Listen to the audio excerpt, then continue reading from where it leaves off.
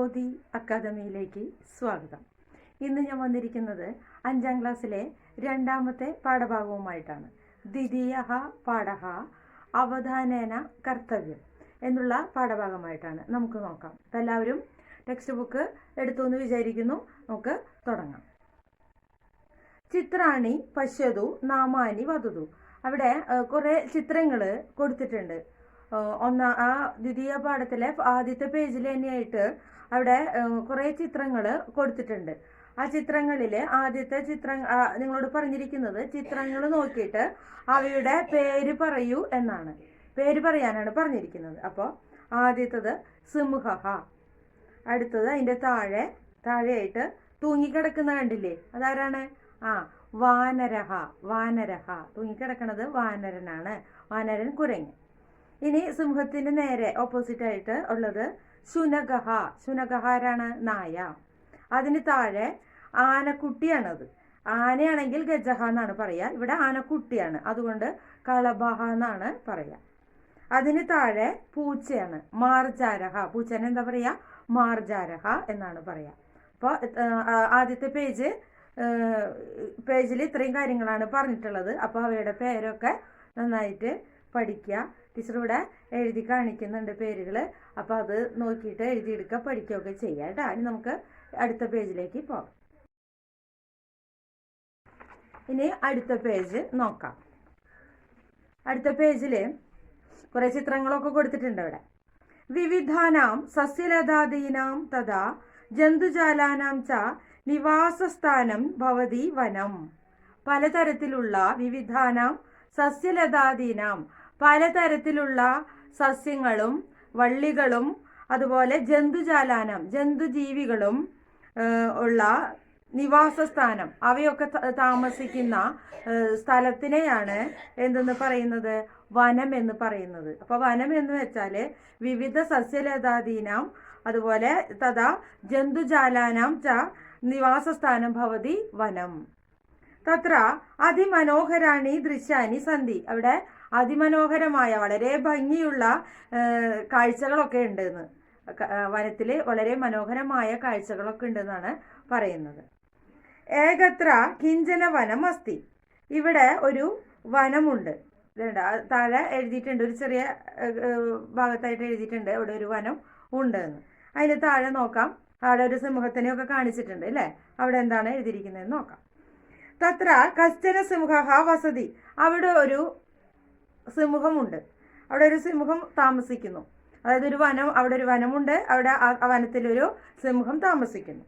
ഏകദ ബുഭൂഷിതഃ സഹ ഭക്ഷണം അന്വേഷ്യ അടതി. ഒരിക്കല് ആ സിംഹം ബുഭൂഷിതഃ എന്ന് പറഞ്ഞാൽ വിശന്നു വലഞ്ഞ്, സഹ ഭക്ഷണം അന്വേഷ്യ വിശന്നു വലഞ്ഞത് കൊണ്ട് അവൻ ഭക്ഷണം അന്വേഷിച്ച് അടതി. അവിടെ ഇവിടെയൊക്കെ ആയിട്ട് ഇങ്ങനെ ഭ്രമതി, ചുറ്റിക്കറങ്ങി. അടതി എന്ന് പറഞ്ഞാൽ ഭ്രമതി എന്നാണ് അർത്ഥം. അവിടെ ഇവിടെയൊക്കെ ചുറ്റിക്കറങ്ങാൻ തുടങ്ങി. മനസ്സിലായോ? അതാണ് നമ്മുടെ 20ാമത്തെ പേജിൽ പറയുന്നത്. ഇനി നമുക്ക് അടുത്ത പേജ് നോക്കാം. അപ്പോൾ 21ാമത്തെ പേജ് നമുക്ക് നോക്കാം.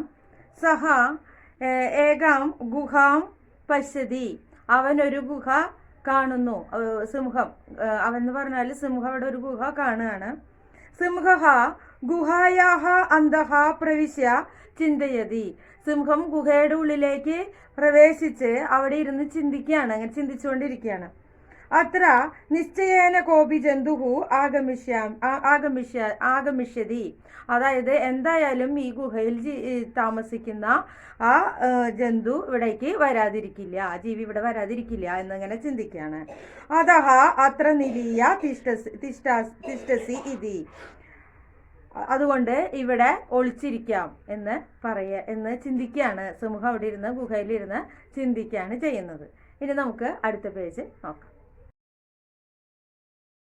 അടുത്ത പേജ് തഥാ, അവിടെ കുറുക്കന്റെ ചിത്രമൊക്കെ കൊടുത്തിട്ടുണ്ട്. തഥാ കശ്ചന ജംബുഗഹ ആഗച്ഛതി. അപ്പോഴ് ഒരു കുറുക്കൻ വരുവാണ്. ഗുഹാമുഖേ സിംഹസ്യ പാദചിഹ്നാനി പശ്യതി. അപ്പൊ അത് ആരുടെ ഗുഹയാന്ന് നമുക്ക് മനസ്സിലായി അല്ലേ. ആരുടെ ആയിരുന്നു? കുറുക്കന്റെ ഗുഹയായിരുന്നു എന്ന് മനസ്സിലായി. കുറുക്കൻ വന്നപ്പോൾ കാണുന്നത് ഗുഹയുടെ ഫ്രണ്ടിൽ തന്നെയായിട്ട് സിംഹസ്യ പാദചിഹ്നാനി പശ്യതി, സിംഹത്തിന്റെ കാൽപ്പാടുകൾ കാണുന്നു. സിംഹത്തിന്റെ കാൽപ്പാടുകൾ കണ്ടു. കുറുക്കന് ബുദ്ധിയുള്ളതാണ് അല്ലെ, കുറുക്കന് മനസ്സിലായി സിംഹം അതിൻ്റെ ഉള്ളില് ഉണ്ടെന്ന്. പിന്നെ കുറുക്കൻ എന്താണ് സൂത്രം പ്രയോഗിക്കണേന്ന് നമുക്ക് നോക്കാം. സഹ ചിന്തയതി, അവൻ ചിന്തിച്ചു, കുറുക്കൻ ചിന്തിക്കാണ്. സിംഹ ഗുഹായാം അസ്തി ഇതി, സിംഹം ഗുഹയിലുണ്ടെന്ന് മനസ്സിലായി. തതഃ പരീക്ഷിതും സഹ ജംബുകഃ ഉച്ചൈഹി ഗുഹാം പൃച്ഛതി, അവൻ എന്ത് ചെയ്തു? അവൻ പരീക്ഷിക്കാൻ വേണ്ടിയിട്ട് എന്ത് ചെയ്തു? കുറുക്കൻ ഉറക്കെ ഉച്ചൈഹി ഗുഹാം പൃച്ഛതി, ഗുഹോട് ചോദിക്കുകയാണ്. വോ ഗുഹേ ആഗതഃ അഹം, അല്ലയോ ഗുഹേ ഞാൻ വന്നു. ത്വം കുതഃ ന പ്രതിവദസി, നീ എന്താണ് മറുപടി പറയാത്തത്? നീ എന്തുകൊണ്ടാണ് മറുപടി പറയാത്തത്? കിമപി ന വദസി ചേത് ഗുഹാന്തരം ഗച്ഛാമി ഇതി, നീ മറുപടി പറഞ്ഞില്ലെങ്കിൽ അഹം ഗുഹാന്തരം ഗച്ഛാമി ഇതി, ഞാൻ ഗുഹയുടെ അകത്തേക്ക് കയറാതെ പോകും. അപ്പൊ പറയാണ് അവിടെ, അല്ലയോ ഗുഹേ, ഞാനിവിടെ വന്നു, എന്നിട്ട് നീ എന്താണ് എന്നോട് ഒന്നും മിണ്ടാത്തത്? നീ എന്നോട് സംസാരിച്ചില്ലെങ്കിൽ ഞാൻ ഗുഹയ്ക്കകത്ത് കയറാതെ തിരിച്ചു പോകും എന്ന് ആര് പറയാണ്? കുറുക്കൻ ഇങ്ങനെ പറയാണ് കേട്ടോ. അപ്പം മനസ്സിലായെന്ന് വിചാരിക്കുന്നു. ഇനി നമുക്ക് അടുത്ത പേജ് നോക്കാം. തഥാ സിംഹ ചിന്തയതി, അപ്പോൾ സിംഹം ഇത് കേട്ടപ്പോ സിംഹം ചിന്തിക്കുകയാണ്. ഏഷ ഗുഹ പ്രതിദിനം തസ്മൈ പ്രത്യുത്തരം ദദാതി ഇതി സഹ ഉച്ചൈഹി ഗർജതി. അപ്പോൾ സിംഹം ചിന്തിച്ചു, ചിലപ്പോൾ ഗുഹ എല്ലാ ദിവസവും അതിന് മറുപടി കൊടുക്കാറുണ്ടായിരിക്കും. ആ ജന്തു വരുമ്പോ അതിന് മറുപടി കൊടുക്കാറുണ്ടായിരിക്കും. സഹ ഉച്ചൈഹി ഗർജതി, അങ്ങനെ ചിന്തിച്ചുകൊണ്ട് സിംഹം എന്ത് ചെയ്തു? സഹ ഉച്ചൈഹി ഗർജതി, വളരെ ഉറക്കെ ഗർജിച്ചു, അലറി അല്ലെ, വളരെ ഉച്ചത്തില് ഗർജിച്ചു.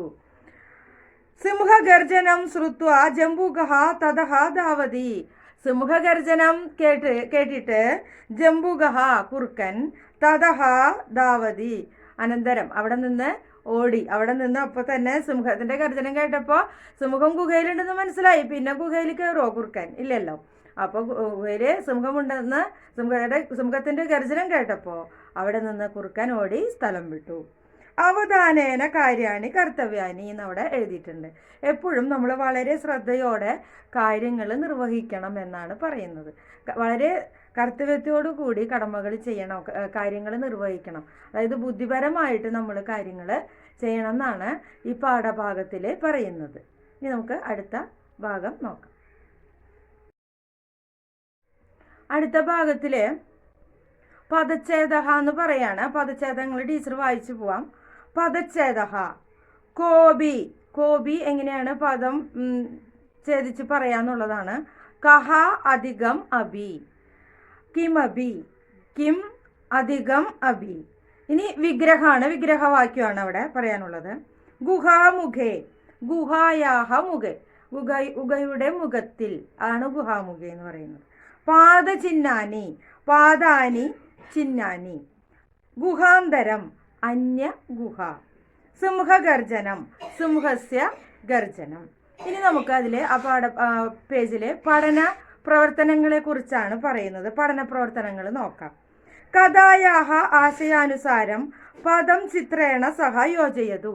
അവിടെ ആശയങ്ങൾക്കനുസരിച്ച് വാക്കുകൾ കൊടുത്തിട്ടുണ്ട്. അവിടെ രണ്ടാളുടെ ചിത്രവും കൊടുത്തിട്ടുണ്ട്. സിംഹത്തിന്റെ ചിത്രവും കൊടുത്തിട്ടുണ്ട്, അതുപോലെ കുറുക്കന്റെ ചിത്രവും കൊടുത്തിട്ടുണ്ട്.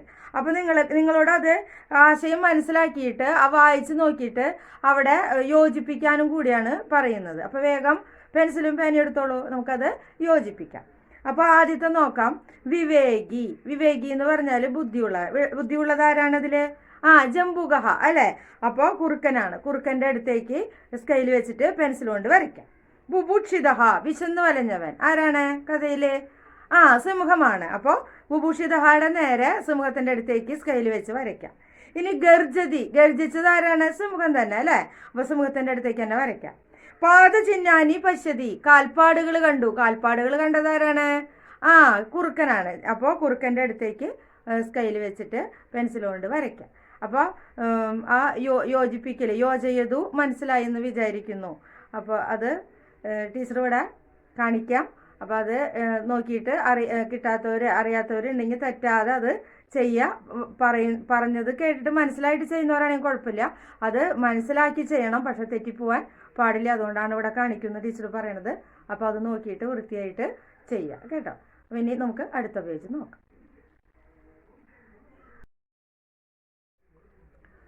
അടുത്ത പേജ് നോക്കാം. അടുത്ത പേജില് ഉചിത വർണ്ണലേപനം കരോതു ചിത്രേ കെ സന്ധി ഇതി വധതു. അടുത്ത ആ ചിത്രത്തില് എന്തൊക്കെയുണ്ട് എന്നുള്ളത് പറയാനാണ് നിങ്ങളോട് പറയുന്നത്. അവിടെ ഉചിത വർണ്ണലേപനം കരോതു, അതിന് നിറങ്ങൾ കൊടുക്കാൻ, ഉചിതമായ നിറങ്ങൾ കൊടുക്കാനും നിങ്ങളോട് പറയുന്നുണ്ട്. അപ്പൊ നമുക്ക് ഏതൊക്കെയാണെന്ന് നോക്കാം. അവിടെ ആദ്യം മയൂരഹ മയിൽ, അതുപോലെ ബല്ലൂഗഹ ആരാണ്? കരടിയാണ്. പുലിയെ കാണുന്നുണ്ട്. വ്യാക്രഹ പുലി, ഗജഹ ആന, സിംഹഹ ജംബൂഗഹ കുറുക്കൻ, ഹരിണഹ മാൻ, വാനരഹ ആരാണ്? കുരങ്ങനാണ്. അപ്പോൾ ഇത്രയും കാര്യങ്ങളൊക്കെയാണ് അവിടെ ചിത്രത്തിൽ കാണുന്നത്. പിന്നെ വൃക്ഷ എന്നുള്ളത് കാണുന്നുണ്ട്, മരം കാണുന്നുണ്ട്. അതൊക്കെയാണ് ഇവിടെ കാണുന്നത്. ഇനി അവിടെ അടുത്തത് കൊടുത്തിരിക്കുന്നത് സഭിനയം കഥാം അവതാരയതു എന്നാണ് അതിന് താഴെ കൊടുത്തിരിക്കുന്നത്. നിങ്ങൾ അഭിനയിച്ചുകൊണ്ട് ഈ കഥ അവതരിപ്പിക്കാനാണ് പറയുന്നത്. അതായത് കുറുക്കനും സിംഹമൊക്കെ ആയിട്ട് അഭിനയിച്ചിട്ട് ഈ കഥ അവിടെ അവതരിപ്പിക്കാനാണ് രണ്ടാമത്തെ പഠന പ്രവർത്തനത്തിൽ പറയുന്നത് കേട്ടോ. അപ്പം അത് അത്രയേ ഉള്ളൂ. നമുക്ക് അടുത്ത ഭാഗം നോക്കാം. അടുത്തത് നോക്കാം. കോഷ്ടകാന്ത് പക്ഷിമൃഗാദീനം നാമാനി സ്വീകൃത്യ ചിത്രസ്യ അധഃ ലിഖതു എന്നാണ്.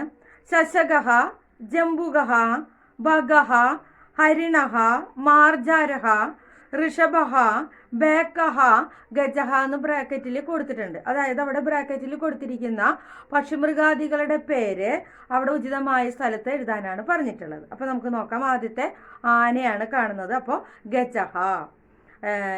രണ്ടാമത്തത് ഋഷഭഃ കാള. മൂന്നാമത്തെ ശശകഃ. 4 ബഗഃ. 5 മാർജാരഃ. 6 ജംബുകഃ. 7 ബേക്കഃ. 8 ഹരിണഃ. അപ്പോൾ ടീച്ചർ ഇവിടെ കൊടുക്കുന്നുണ്ട്. ആ ചിത്രത്തിന് താഴെ എഴുതിയിട്ട് ടീച്ചർ ഇവിടെ കൊടുക്കുന്നുണ്ട്. അപ്പോൾ അത് നോക്കി വൃത്തിയായിട്ട് എല്ലാവരും എഴുതിയെടുക്കുക കേട്ടോ. ഇനി നമുക്ക് അടുത്ത പേജ് നോക്കാം. അടുത്ത പേജിൽ നമുക്ക് നോക്കാം. അവിടെ ശബ്ദകോശം നിരീക്ഷ്യ നൂതന പദാനാം അർത്ഥം ടിപ്പണി പുസ്തകെ ലിഖതു എന്നാണ് പറഞ്ഞിരിക്കുന്നത്. അവിടെ അർത്ഥങ്ങളാണ് കൊടുത്തിരിക്കുന്നത്. നൂതന പദം, പുതിയ പദങ്ങൾ ഉള്ള അർത്ഥം കൊടുത്തിരിക്കുന്നത്. അവിടെ എക്സാമ്പിൾ ആയിട്ട് 2 കൊടുത്തിട്ടുണ്ട്. അടതി എന്ന് പറഞ്ഞാല് ടീച്ചർ പാടെടുക്കുമ്പോൾ പറഞ്ഞിരുന്നു. സിംഹം ബുഭൂഷിതഃ സിംഹഃ വനേ അടതി അല്ലെ, വനത്തിൽ ഇങ്ങനെ അലിഞ്ഞു തിരിഞ്ഞ് നടന്നു എന്ന് പറഞ്ഞിരുന്നു. അപ്പൊ അടതി എന്ന് പറഞ്ഞ ഭ്രമതി എന്നാണ് അർത്ഥം. അത് നൂതന പദമാണ്. അപ്പൊ അതുകൊണ്ടാണ് അത് അവിടെ എഴുതിയിട്ടുള്ളത്. അധഹ തസ്മാത് അതുകൊണ്ട് എന്നുള്ള അർത്ഥമാണ്. അപ്പൊ അതുപോലെ നിങ്ങളോട് പുതിയ പദങ്ങൾ അവിടെ എഴുതാനാണ് പറഞ്ഞിട്ടുള്ളത്. അപ്പൊ നമുക്ക് നോക്കാം. ജംബുഗഹ എന്ന് പറഞ്ഞാല് ശൃഗാല എന്ന് പറഞ്ഞ കുറുക്കൻ. കുതഹ എന്തുകൊണ്ട്? കസ്മാത്. കശ്ചൻ ഏകഹ ഇതൊക്കെ നൂതന പദങ്ങളാണ്. നിശ്ചയേന നൂനം തീർച്ചയായും എന്നുള്ള വാക്കുകളാണ്. അപ്പോൾ അത് ടീച്ചർ ഇവിടെ കൊടുക്കുന്നുണ്ട്. അപ്പോൾ അത് നന്നായി നോക്കി എഴുതി അതുപോലെ അത് പഠിക്കുകയും വേണം കേട്ടോ. ഇനി അവിടെ അടുത്തത് നോക്കാം. അടുത്ത പാഠഭാഗം നോക്കാം. അടുത്തത് കൊടുത്തിരിക്കുന്നത് അവിടെ ആ പാഠഭാഗത്ത് കൊടുത്തിരിക്കുന്ന ചിത്രങ്ങളൊക്കെ കൊടുത്തിട്ടുണ്ട്. ആ ചിത്രങ്ങളുടെ താഴെ അവയുടെ പേരും കൊടുത്തിട്ടുണ്ട്. അപ്പോൾ അതുപോലെ അവിടെ ഓരോ കള്ളികളിലും നിങ്ങൾ പുസ്തകങ്ങളിൽ നിങ്ങൾ ജന്തുക്കളുടെ അല്ലെങ്കിൽ മൃഗങ്ങളുടെ പക്ഷികളുടെയൊക്കെ ചിത്രങ്ങൾ ശേഖരിച്ചിട്ട് അവിടെ ഒട്ടിച്ച് അതിൻ്റെ താഴെ അതിൻ്റെ പേരെഴുതാനാണ്. അത്രയേ ഉള്ളത്. അപ്പോൾ അതിന് നമുക്ക് അടുത്ത പേജ് നോക്കാം. അടുത്ത പേജ് നമ്പർ 28 നോക്കാം. അവിടെ കോഷ്ടകാത് ഉചിത ഉത്തരം ലിഖിത എന്നാണ് പറഞ്ഞിരിക്കുന്നത്. അവിടെ ഉചിതമായ കോഷ്ടകത്തിൽ നിന്ന് ബ്രാക്കറ്റിൽ നിന്ന് തിരഞ്ഞെടുത്തിട്ട് അവിടെ ചിത്രങ്ങൾ കൊടുത്തിട്ടുണ്ട്. അവിടെ നമ്മൾ പൂരിപ്പിക്കാനാണ് പറഞ്ഞിരിക്കുന്നത്. സിംഹ ഡാഷ് സിംഹ ഗർജതി. ഇനി ഗജൗ 2 ആനകളുണ്ട്, അതുകൊണ്ടാണ് അവിടെ ഗജൗ എന്ന് പറഞ്ഞിരിക്കുന്നത്. ഗജൗ ചലതഃ. മയൂരഹ നൃത്യതി. ശശഗൗ എന്ന് പറഞ്ഞ 2 മൂലകളുണ്ട്, അതുകൊണ്ടാണ് ശശഗൗ ഗാദതഃ. ഹരിണഹ ധാവതി. ശൃഗാലൗ പശ്യതഃ.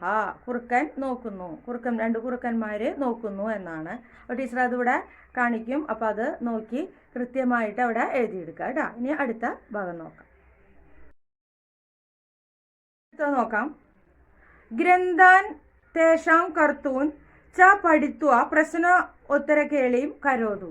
അവിടെ ഒരു 2 കോളത്തിനകത്തായിട്ട് നമുക്ക് കുറേ ആളുകളുടെ പേരും അവരുടെ ഗ്രന്ഥത്തിന്റെ പേരും തന്നിട്ടുണ്ട്. ആദ്യം നമുക്ക് ഗ്രന്ഥത്തിന്റെ പേരാണ് തന്നിട്ടുള്ളത്. ഗ്രന്ഥത്തിന്റെ പേരും കർത്താവിന്റെ പേരും തന്നിട്ടുണ്ട്. അപ്പൊ അത് നിങ്ങൾ കാണാണ്ട് പഠിക്കേണ്ടതാണ്. പരീക്ഷയ്ക്ക് എന്തായാലും ചോദിക്കും. വളരെ ഇമ്പോർട്ടൻ്റ് ആയിട്ടുള്ള ഒരു ക്വസ്റ്റ്യൻ ആണ്. അപ്പൊ നമുക്ക് നോക്കാം ആരൊക്കെയാണെന്നുള്ളത്. പഞ്ചതന്ത്രസ്യ കർത്ത കഹ എന്നാണ് പരീക്ഷയ്ക്ക് ചോദിക്കുക. പഞ്ചതന്ത്രം അതിന്റെ കർത്താവ് വിഷ്ണു ശർമ്മ. രാമായണം വാൽമീകി. മഹാഭാരതം വേദവ്യാസഃ. രഘുവംശം ആരുടെയാണ്? കാളിദാസന്റെയാണ്. അത്രയേ ഉള്ളൂ. നമുക്ക് 29ാമത്തെ പേജിൽ അത്രേ പറയുന്നുള്ളൂ കേട്ടോ. ഇനി അടുത്ത പേജ് നോക്കാം. അടുത്തത് 30ാമത്തെ പേജിൽ അവിടെ അനുബന്ധ എന്ന് എഴുതിയതിൻ്റെ ഏറ്റവും താഴെയായിട്ട് അമരകോത്സഹ എന്ന് കൊടുത്തിട്ടുണ്ട്.